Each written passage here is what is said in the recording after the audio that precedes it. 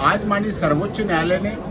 जो वक्फ एक्ट के अमेंडमेंट पर पिटीशन लगी हुई थी उन पर फैसला दिया है, इंटरिम फैसला दिया, महत्वपूर्ण फैसला है। मैं धन्यवाद करता हूं माननीय सर्वोच्च न्यायालय का बैलेंस फैसला है। जो रेवेन्यू रिकॉर्ड की सेक्शन 3 और 4 थी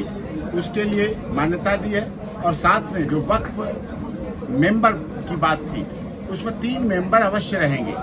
हिंदू हो सकते हैं, सिख हो सकते हैं, ईसाई हो सकते हैं उनमें से, क्योंकि अभी तक ये आरोप था और सच्चाई भी थी,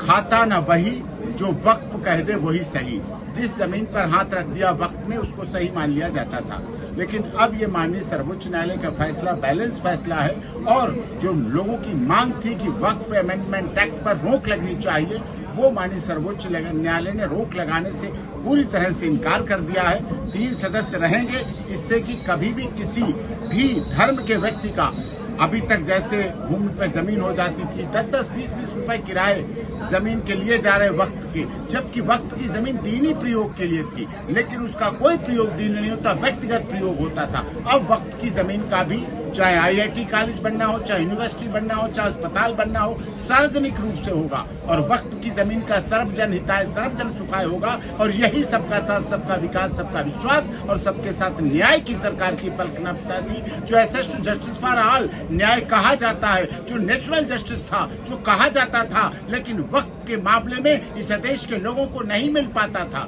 लेकिन आज इस फैसले ने और भारत सरकार के अमेंडमेंट एक्ट बिल ने ये सिद्ध कर दिया है कि अब चाहे रेवेन्यू रिकॉर्ड हो, तहसीलदार हो, कानून को हो, लेखपाल हो, नायब तहसीलदार हो, ADM हो, SDM हो, सिविल कोर्ट हो, honourable high court, supreme court हो, सभी रास्ते खुले हैं, सभी फोरम खुले हैं, सभी जगह जा सकते हैं, सभी जगह सुनवाई हो सकती है और सबके साथ न्याय हो सकता है। क्योंकि भारत सरकार ने केवल ये मान के कि हिंदू मुस्लिम एक्ट है, इससे अलग हटके 370 और 35 से भी हटाई थी और ट्रिपल तलाक भी पेश किया था, तब भी विपक्षी लोग सवाल उठा रहे थे। आज भी विपक्षी लोगों ने सवाल उठाने का काम किया है, जबकि जगदम्बिका पाल जी के नेतृत्व में जो कमेटी बनी थी उसमें वक्फ कानून पर विस्तृत चर्चा हुई, सभी स्टेक होल्डर को सुना गया और सारा उनका आर्टिकल पे बात हुई और सारी चीजें सामने आई हैं। अब 5 साल वाली सदस्यता का था, उस पर भी रहेगा कि 5 साल सदस्यता होनी ही चाहिए, जिससे ये वो आया किसी ने कन्वर्जन किया और प्रॉपर्टी के लिए, केवल जमीन के लिए, अधिग्रहण के लिए, कब्जे के लिए जो हो रहे थे, बहुत पुराने मौलाना मौलवी इस तरह से वक्त की जमीन को अपना धंधा बना लिया था, जबकि वो दीनी है। माननीय सर्वोच्च न्यायालय के फैसले का बहुत स्वागत, धन्यवाद।